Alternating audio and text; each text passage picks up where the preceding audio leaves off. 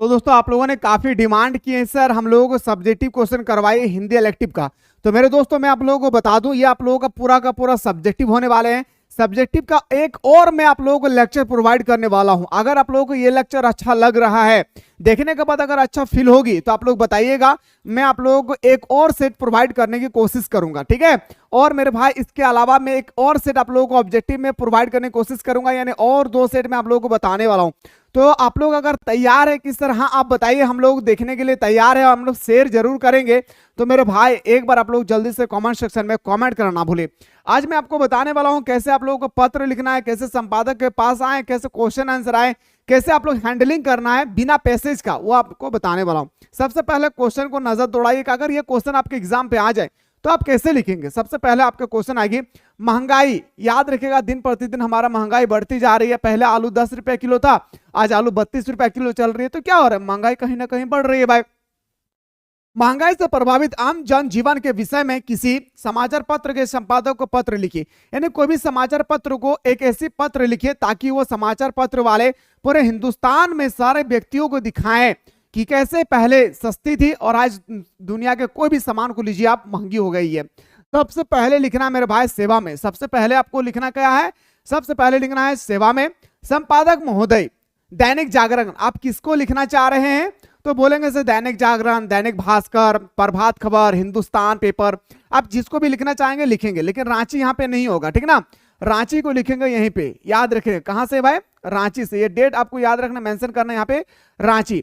और दैनिक जागरण के ठीक नीचे में लिखना है विषय। विषय में क्या लिखना है कि महंगाई से प्रभावित आम जनजीवन के संबंध में याद रखना है। यह क्वेश्चन आपके पेपर में 5 मार्क्स का आएगी। लिखने का जो फॉर्मेट है, पहले फॉर्मेट पे ध्यान दे।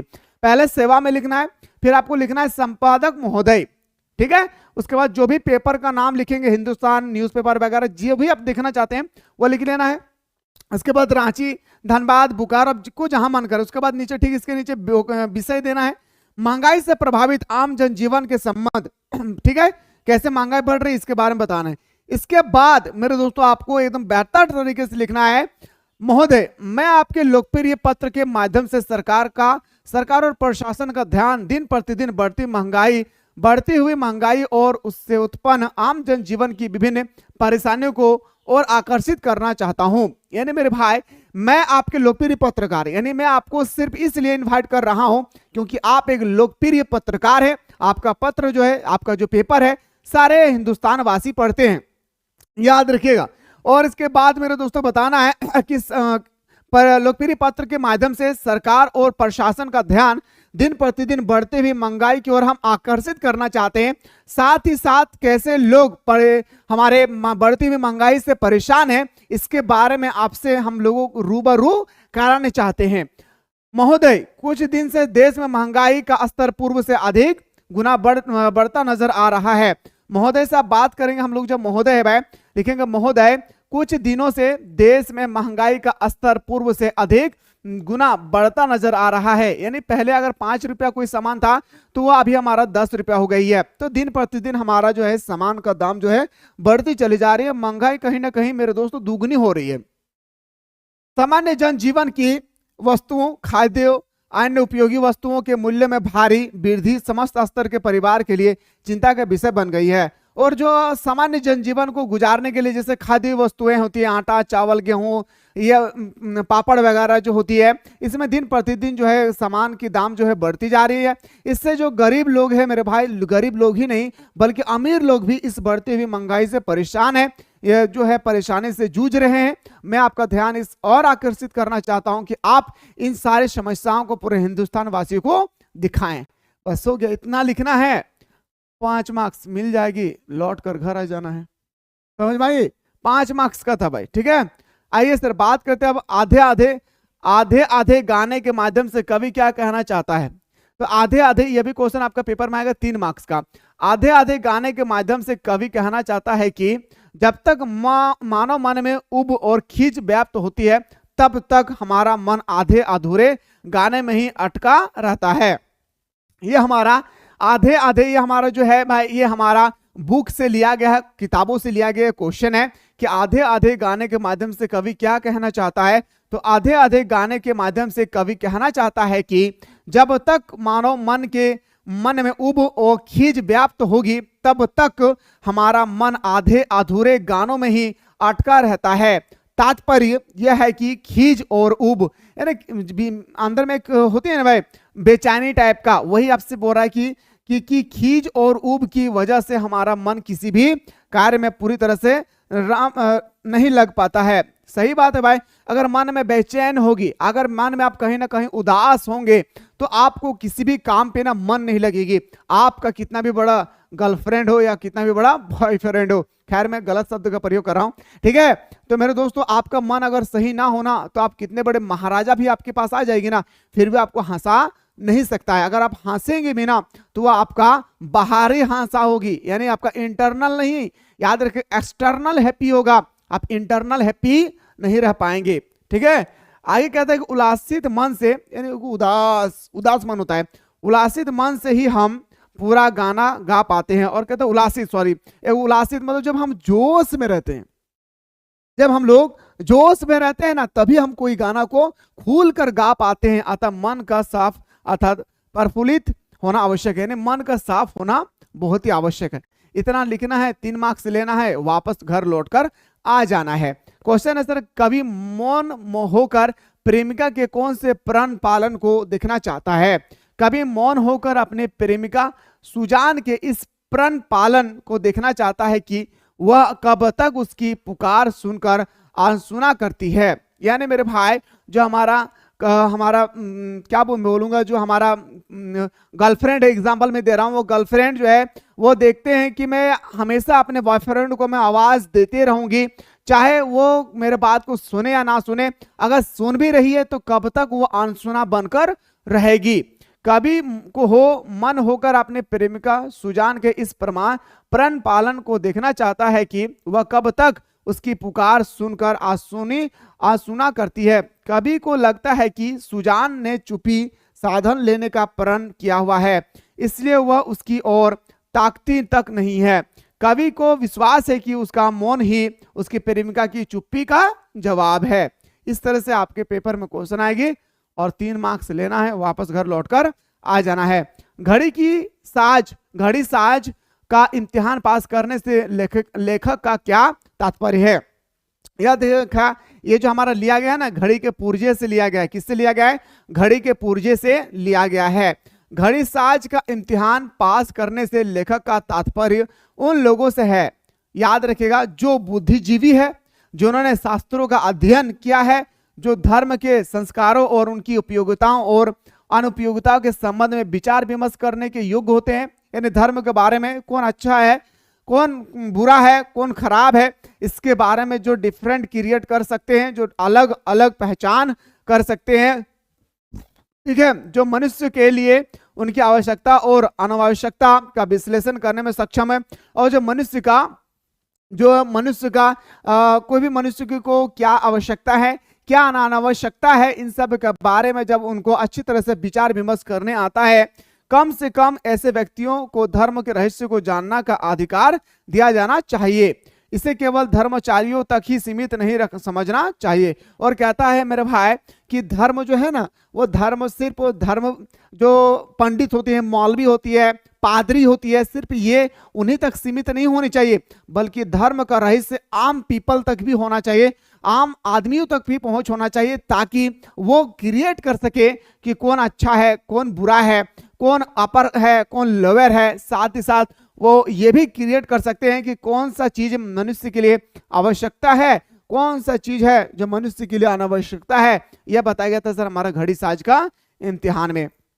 अगला बात करते हैं सर, लेखक बुढ़िया से बौद्धित की 8 फुट लंबी सुंदर मूर्ति प्राप्त करने में कैसे सफल हुआ? तो बताएंगे सर, लेखक ने बौद्धित्व की 8 फुट लंबी सुंदर मूर्ति खेत की मेड़ पर पड़ी देखी थी। याद रखिएगा, लेखक ने बौद्धिक की 8 फुट लंबी मूर्ति, 8 फुट की लंबी मूर्ति थी, सुंदर मूर्ति खेत की मेड़ पर पड़ी देखी थी। खेत का जो आड़ होता है ना भाई, जिसे पानी को रोका जाता है, वहां पे देखा था कि गिरा हुआ है। वह मथुरा के लाल पत्थर की थी, और जो मूर्ति थी वो पूरी तरह से मथुरा के लाल पत्थर की थी। जो हमारा मूर्ति थी वो मथुरा के पूरी तरह से लाल पत्थर की थी। जैसे ही लेखक उठाने लगा तो एक बूढ़ी तमक कर बोली। अब जैसे हमारे जो लेखक है वो जैसे ही मूर्ति को उठाने लगे तो एक बुढ़िया आवाज आती है, इस तरह से आवाज देती है, तमक कर बोली, बड़े चले मूर्ति उठाओ। बोले बड़ी चला रहे हम मूर्ति उठाने, ये हमार ला गई, इटा हमार ला गई, तू कहे उठाई मूर्तिवा, ये मूर्ति मेरा है, आप क्यों उठा रहे हैं इस मूर्ति को, इसे हम ना देवो, इसे हम नहीं देंगे। लेखक समझ गया कि रुपये की झंझनाहट गरीब आदमी के हृदय से उत्तेजित पैदा करती है। अब लेखक को समझ गया कि ये बुढ़िया गरीब आदमी है, अगर हम इसको पैसा का लालच दे तो ये पूरी तरह से लालच जो है ना मान जाएगी और पैसा देने से वो मूर्ति मुझे दे देगी। अब क्या करता है मेरे दोस्तों, जो हमारे लेखक है वो पैसा दे देते हैं बुढ़िया को, और पैसा देने के बाद वो बुढ़िया उनको मूर्ति दे देती है। ठीक है, गरीब आदमी की भाई यही व्यवस्था है। लेखक ने बुढ़िया को 2 रुपए दिए, लेखक ने बुढ़िया को 2 रुपए दे दिए और बूढ़ी ने लेखक को खुशी से मूर्ति दे दिया। यह है सर हमारा लेखक बुढ़िया बोधित के 8 फुट मूर्ति लंबी सुंदर मूर्ति प्राप्त करने में कैसे सफल हुआ, 2 रुपए के पैसा की वजह से। आइए बात करते हैं अगला सर, संदेश भेजे जाने के बाद बड़ी बहुरिया की मन स्थिति कैसी हो गई थी। जो संदेश भेजे जाते थे उसके बाद बड़ी बहुरिया की मन की स्थिति कैसे हो गया था, तो बताएंगे सर। बड़ी बहुरिया संताप्त हृदय से अपनी माँ के पास संदेश भेजती है। बड़ी बहुरिया जो है ना भाई, वो पूरी तरह से दुखी होकर अपने माँ के पास हरगोविंद से पहुंचाना चाहते हैं क्या संदेश, कि वे आकर उसे मायके ले जाएं, और अपने मायके से वो कहना चाहती है, माँ से कहना चाहती है कि आओ मुझे लेकर चली जाओ यहाँ से। लेकिन संदेश भेजने के बाद वह पछता रही थी, और जब वो हरगोविंद को संदेश दिए तो हरगोविंद संदेश को लेकर जब उनकी मायके की ओर जाने लगे तो बड़ी बहुरिया अपने आप में पछता रही थी कि मैंने क्यों कहा ऐसा। ठीक है, तो उसे यह संदेश नहीं भेजना चाहिए, और कहता है कि मुझे यह संदेश बिल्कुल नहीं भेजना चाहिए, क्योंकि संदेश सुनकर परिवार वाले को दुख पहुंचेगी, और कहीं ना कहीं हम तो दुखी है ही है। अब इस प्रॉब्लम को जब मैं अपने मायके में बताऊंगी तो बिल्कुल हमारे परिवार वाले पूरी तरह से जो है ना वो याद रखेगा दुखी हो जाएंगे। ठीक है, अब उसका असली घर तो ससुराल ही है, अब मेरा असली घर तो ससुराल ही है, अब मुझे मरना है जीना है जो भी करना है मुझे यहीं पे करना है, लोगों के घर पे जाकर कुछ नहीं करना है। वह उसे रहना होगा और वहां पे मुझे रहना होगा, चाहे हमारे यहाँ पे कितने भी विकट परिस्थिति आ जाए, हमें यहाँ पे हर हाल में रहना होगा, क्योंकि एक बार शादी हो जाने के बाद वह मायके में उसे अधिकार के साथ नहीं रख सकती है। और कहता है कि अगर एक बार कोई भी लड़की की अगर शादी हो जाती है तो उसे जो पहले अधिकार थी अपने मायके में, वो अधिकार अब उनका नहीं रहा। तो ये था सर संदेश भेजे जाने के बाद बड़ी बहुरी के मन की स्थिति की भावना। ठीक है, उम्मीद करते हैं मेरे भाई कि आप लोगों को अच्छी तरह से समझ में आ रही होगी। मेरे भाई क्वेश्चन देखिए, क्वेश्चन का लेवल देखिए, और फाइनल एग्जाम के अकॉर्डिंग तैयारी कीजिए। इसलिए मैं बार बार आप लोगों से रिक्वायरमेंट कर रहा हूं कि प्ले स्टोर से मिसाइल क्लासेस के ऐप को डाउनलोड करके क्रैश कोर्स को ज्वाइन कीजिए। मैं बार बार आप लोगों से विनती कर रहा हूं, यहाँ पे जबरदस्त तरीके से आप लोगों को क्लास प्रोवाइड किया जा रहा है, जबरदस्त तरीके से सुबह शाम दोनों टाइम पे यहाँ पे क्लासेस होती है। इसलिए लेट ना करें, जाएं ज्वाइन करें और आनंद ले अपने ऑनलाइन क्लास का। ठीक है, यहाँ पे मेरे दोस्तों सारा सिलेक्टेड क्वेश्चन के साथ आप लोगों को तैयारी कराई जा रही है, तो लेट ना करें भाई, जाइए ज्वाइन करने की कोशिश करें। कोई दिक्कत होगी डिस्क्रिप्शन बॉक्स में एक एक व्हाट्सएप नंबर दिया गया, उस व्हाट्सएप नंबर पे व्हाट्सएप कीजिएगा, हमारी टीम आपको रिप्लाई करेगी। डॉक्टर हजारी प्रसाद द्विवेदी की 2 रचनाओं का नाम लिखे, एक होगा अशोक के फूल और एक आलोक पर्व। सचिनंद हीरानंद वात्स्यायन आज्ञा की किन्हीं 2 वस्तु रचनाओं का नाम लिखिए, भद्रदूत और हरी घास पर क्षण भर। इन्हें याद रखिएगा, कहीं ना कहीं आपसे हजारी प्रसाद द्विवेदी का पूछा जाएगा, आपसे पूछा जाएगा सूर्यकांत त्रिपाठी निराला का, किसी का भी आपसे पूछा जा सकता है, क्योंकि ये क्वेश्चन 2 मार्क्स का आती है आपके पेपर में। ठीक है, चलिए बात करते हैं सर अगला क्वेश्चन, जगधर के मन में किस तरह ईर्ष्या का भाव जगा और क्यों। जगधर के मन में ईर्ष्या का भाव जगा भाई, हम सभी को पता है कि जगधर जो है ना रे भाई, अगर मन में ना बड़ी जलन सी फैले, आखिर क्यों, वो पूछा जा रहा है। जगधर जब भैरव के घर यह पता करने पहुंचा, जब जगधर जब भैरव के घर यह पता करने पहुंचा कि सूरदास के घर आग किसने लगाई, तो उसे पता लगा कि भैरव नहीं, सूरदास की झोपड़ी में जाकर आग लगाई थी। भैरव जो थे मेरे भाई, जगधर जो थे, जब जगधर जाते हैं भैरव के घर यह पता करने के लिए कि सूरदास की झोपड़ी में आग आखिर किसने लगाई, जब ये पता करने के लिए जाते हैं तो उसे पता चलता है कि भैरव ने ही सूरदास के घर आकर आग लगा दी थी उनकी झोपड़ी पे। इसके साथ ही उसने सूरदास की पूरे जीवन भर की जमा पूंजी भी चुरा ली, और जो सूरदास की पोटली थी जिसमें 500 रुपया की पैसे थी, वो पैसे से भी उन्होंने चुरा लिए। यह जमा पूंजी 500 से अधिक थी। जगधर जानता था कि ये इतना रुपए है कि जिससे भैरव की जिंदगी की सारी कठिनाई पल भर में दूर हो सकती है। और जगधर यह जानते थे कि भैरव के पास इतने दुख है कि ये 500 रुपये से अपने सारे दुख दर्द को दूर कर सकता है। ठीक है, भैरव की चांदी होते देखकर जगधर के मन में ईर्ष्या का भाव जगा। अब देखा रे भाई कि बिना मेहनत का पैसा मिल गया इनको, अब इसके अंदर में कोई भी दुख दर्द नहीं होगी। अब मेरे भाई वो पूरी तरह से क्या हो गया, उसके अंदर में एक जलनशिप पैदा हो गया। जैसे हम लोग होता है ना भाई, जलनशिप होता है या नहीं, है ना भाई। ये भी क्वेश्चन आपके पेपर में 3 मार्क्स का आएगा। मैं फिर से कह रहा हूं कि इसके बाद भी अगर आप लोग सब्जेक्टिव क्वेश्चन देखना चाहते हैं तो एक बार आप लोग जल्दी से कमेंट सेक्शन में कमेंट करना ना भूले। कोया किसे कहते हैं, इसे क्या विशेषता है? कोया जल में उत्पन्न होने वाला एक प्रकार का पुष्प है। कोया जो है ना भाई, याद रखिएगा, हम लोग ये फूल देखे भाई, कमल फूल देखे जो तालाब में उगती है, उसी प्रकार का कोया है जो बरसात के मौसम में जहां तहां उग जाती है। कोया जल में उत्पन्न होने वाला पुष्प है। इसे कुमुद या कोका बेली के नाम से भी हम लोग जानते हैं। बहुत इंपॉर्टेंट क्वेश्चन है। हमारा जो कोया फूल है ना भाई, इसे हम लोग कुमुद या कोका बेली के नाम से भी जाना जाता है। इसकी विशेषता निम्न है, ये याद रखिएगा, इसको कुमुद और या कोका बेली के नाम से हम लोग जानते हैं। इसका पहली विशेषता है कि कोया पानी से भरे गड्ढे में भी सरलता से पनप जाती है। इसको रोपने की कोई आवश्यकता नहीं है, ये ऑटोमेटिक खिल जाएगी, ऑटोमेटिक। ठीक है, कोया पानी से भरे गड्ढे में भी सरलता से पनप जाती है। कहीं गड्ढे हैं तो तुरंत पानी से उग जाती है। यह भारत के अधिकतर स्थानों में पाई जाती है। भारत के अधिकतर स्थानों पे ना ये पाया जाता है। भारत के ये अधिकतर हिस्सों पे ना मेरे दोस्तों ये पाया जाता है हमारा कोका बेली या कोया या कुमुद। अगला है, इसकी खुशबू मन को प्रिय लगने लगती है। और इसकी जो खुशबू है ना वो इतनी सुंदर है, इतना सुहावना इसकी खुशबू है, याद रखिए इसकी खुशबू से मेरे दोस्तों लोग झूम जाते हैं।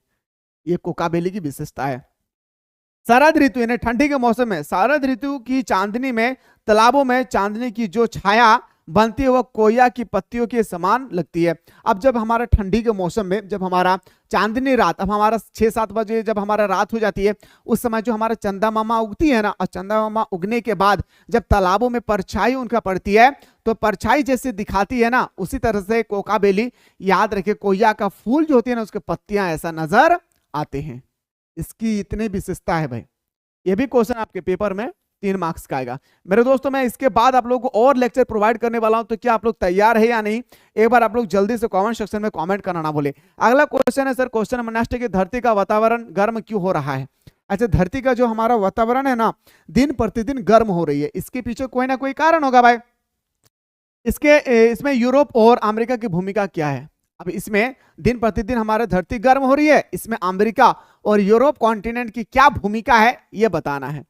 धरती का वातावरण गर्म इसलिए हो रहा है क्योंकि मनुष्य प्रकृति के साथ खिलवाड़ कर रहा है। बिल्कुल सही बात है भाई, याद रखिएगा, बिल्कुल जो है सही बात कहा है इन्होंने, बहुत ही शानदार तरीके से उन्होंने कहा। क्या कहा मेरे शेर सरनियों, सुनिएगा मेरे प्यारे।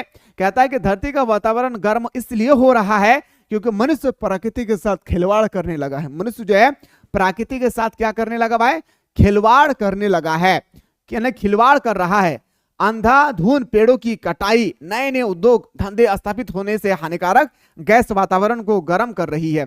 अब नए नए मेरे दोस्तों हम लोग फैक्ट्रियों को बसा रहे हैं और उसकी जगह ना जाने कितने पेड़ों को मेरे दोस्तों काटना पड़ता है। जब हम पेड़ों को काटेंगे और फैक्ट्रियों को बसाएंगे तो मेरे दोस्तों क्या होगी, फैक्ट्रियों को बसाने से कई प्रकार के जहरीले गैस निकलेगी जिससे हमारे वातावरण पूरी तरह से गर्म हो जाएगी। यूरोप और अमेरिका में उद्योगों का सबसे अधिक विकास हुआ है। अगर यूरोप को मैं ले लूं और अगर मैं अमेरिका को ले लूं तो यूरोप और अमेरिका में उद्योग का सबसे अधिक विकास हुआ है। फैक्ट्रियों की सबसे ज्यादा अगर विकास हुई है ना तो वह विकास कहां पे हुआ है, तो बताएंगे उद्योग हम अगर बात करें सबसे ज्यादा तो हमारे यूरोप कॉन्टिनेंट और अमेरिका में। लेकिन यूरोप और अमेरिका ये बात मानने को तैयार ही नहीं है कि हमारे देश, हमारी वजह से ही आज ग्लोबल वार्मिंग में तेजी से वृद्धि हो रही है। इन देशों में रोज नए नए प्रयोग से हानिकारक गैस वातावरण को दूषित कर रहा है। ठीक है, उम्मीद करते हैं मेरे भाई कि ये क्वेश्चन आप लोगों ने बहुत ही शानदार तरीके से समझ में आ गया होगा। ये भी क्वेश्चन आपके पेपर में 3 मार्क्स का आएगा। अगर इस तरह से क्वेश्चन आएगी तो क्या आप लोग लिख नहीं पाएंगे? तो मैं उम्मीद करता हूं मेरे शेर शेरनियों कि आप लोग शानदार तरीके से लिख लेंगे। ठीक है, चलिए आगे बात करते हैं सर कि पहाड़ों की चढ़ाई और प्रेम की चढ़ाई में क्या अंतर है। देखिए मैंने बताया भाई, हिंदी का मतलब लव स्टोरी, याद रखिएगा, हिंदी का मतलब लव स्टोरी भाई, याद रखना, भूलना नहीं है भाई। पहाड़ों की चढ़ाई और प्रेम की चढ़ाई में समानता और असमानता दोनों है। पहाड़ की चढ़ाई और प्यार की चढ़ाई में जितना समानता है, और मेरे दोस्तों पहाड़ की चढ़ाई और प्यार की चढ़ाई में जितनी असमानता है, याद रखिएगा दोनों में है समानता और दोनों में है असमानता। ठीक है, देखिए जैसे पहाड़ों की चढ़ाई पर से गिरकर आदमी जख्म हो जाते, बिल्कुल सही बात है भाई। अगर हम पहाड़ों पर चढ़े और मेरे दोस्तों अगर हमें जोखिम है, पहाड़ों पर चढ़ रहे हैं, उसके बाद हम बोलेंगे मैं हूं डॉन, मैं हूं डॉन, उसके बाद हम जब गिरेंगे ना, जब हम गिर जाएंगे तो मेरे दोस्तों मेरा हाल क्या होगा आप सभी को समझ में आ गया होगा, तो जख्मी हो जाता है। उसी प्रकार प्रेम की चढ़ाई में असफल होने पर जीवन दुखमय हो जाता है। और अगर हम जिस लड़की के साथ प्यार करते हैं, मान के चलिए हम किसी लड़की के साथ प्यार कर रहे हैं या हम किसी लड़के के साथ हम लोग रिलेशनशिप में, अगर वो हमें छोड़कर चली गई तो मेरे दोस्तों हमारे हाल क्या होगा, पूरी तरह से दुनिया बदल जाएगी। अरे तू मेरे जान थी, हम लोग बोलेंगे या नहीं, पूरी तरह से हम बोलेंगे अरे तेरे बिना हमसे कुछ होने वाला नहीं है, अरे तू क्यों चली गई। बार बार हमारा अंदर में क्या होगा भाई, कचोटेगी, हमारे पेट कचोटेगी और हमारे दिल रोएगा। याद रखिएगा ये दर्द जो है मेरे दोस्तों पहाड़ों की दर्द से भी ज्यादा होती है। जिनको हुआ है उनको पता भी होगा। ठीक है, इसीलिए कहता हूं ये दुख ये दर्द सब तेरे अंदर है, ये दुख ये दर्द सब तेरे अंदर है। तू अपने बनाए हुए इस पिंजड़े से बाहर निकल कर देख, तू भी अपने आप में एक सिकंदर है। इसलिए मेरे दोस्तों किसी के पीछे भागो मत, कुछ काबिल ऐसा बनो कि लोग आपके पीछे भागे। ठीक है, आइए सर, यदि पहाड़ की चढ़ाई की तरह प्रेम भी एक पक्षी हुआ तो अंत सुखद नहीं होता है, लेकिन अगर प्रेम पक्षी अर्थात युगल जोड़ी के आपसी सामंजस्य से जीवन आसान और सुखद हो जाता है। दोनों प्रेमी योग्यों के अगर मैं बात करूं, पहला मैं बताया हूं सर, ये हमारा पहला था सर समानता। दूसरी अगर मैं बात करूं मेरे दोस्तों, अगर पहाड़ों पर चढ़ने से अगर हमें रास्ता मिल जाए, पहाड़ों में चढ़ने के लिए जब हमें साधन मिल जाएगी तो मेरे दोस्तों हम सुखद होंगे, कुशल होंगे। ऊपर जाने के बाद हम महसूस होगा कि हमने जो एफर्ट लगाए हैं, जो हम मेहनत किए हैं, वो हम अपने मंजिल तक पहुंच गए। ठीक इसी तरह से अगर मैं बात करूं अपना लव स्टोरी में, अगर हम किसी से लव अफेयर में है, लव अफेयर होने के बाद जब हम सफलता हासिल कर लेते हैं, जब हम सफलता हासिल करने के बाद जब उनके मम्मी पापा के पास हम जाते हैं और जाने के बाद कहते हैं कि आपके गर्ल्स के साथ मुझे मैरिज करना है, शादी करना है, तो उसके मम्मी पापा खुशी से कहते हैं अरे बेटा तू मेरे लड़के से शादी करेगी, अरे तू कहाँ रे, और मेरा बेटी कहाँ है, अरे आंटी कोई बात नहीं शादी कर ले। तो इस तरह से जब हम लोग सफलता प्राप्त करने के बाद जब हम लोगों को मेरे दोस्तों अपनी जोड़ी मिल जाती है तो ये भी एक तरह का हमारा मंजिल है। यहाँ पे भी मुझे एक तरह का सुखद है, कहीं दुख भी है तो कहीं सुख भी है। इस तरह से मेरे दोस्तों पहाड़ों की चढ़ाई और इसके चढ़ाई में आप लोगों को समानता असमानता आप लोगों को पता चल गया होगा। सर शानदार तरीके से बताया हूं दोस्तों, याद रखिए शानदार तरीके से, मरते दम तक नहीं भूलोगे भाई। ठीक है, आइए सर अगला क्वेश्चन पे आते हैं। सर क्वेश्चन नंबर नेक्स्ट पे आते हैं, top of the most important question पे। क्वेश्चन है सर, याद रखिएगा क्वेश्चन किस प्रकार है। अगला क्वेश्चन है सर, ध्यान से सुनिएगा कि आपका जो 5 मार्क्स का पूछा जाएगा ना भाई, याद रखिए जो 5 मार्क्स का गया क्वेश्चन भाई, 5 मार्क्स का आपसे पूछा जाएगा ना कि आपका जो पूछा जाएगा निबंध सेक्शन से या संपादक से, ये सब भी अगर आप लोग देखना चाहते हैं तो एक बार आप लोग जल्दी से कमेंट सेक्शन में कमेंट करना ना भूले। कमेंट कीजिए, मैं तुरंत आप लोगों को बताने की कोशिश करूंगा। फिर मिलते हैं दोस्तों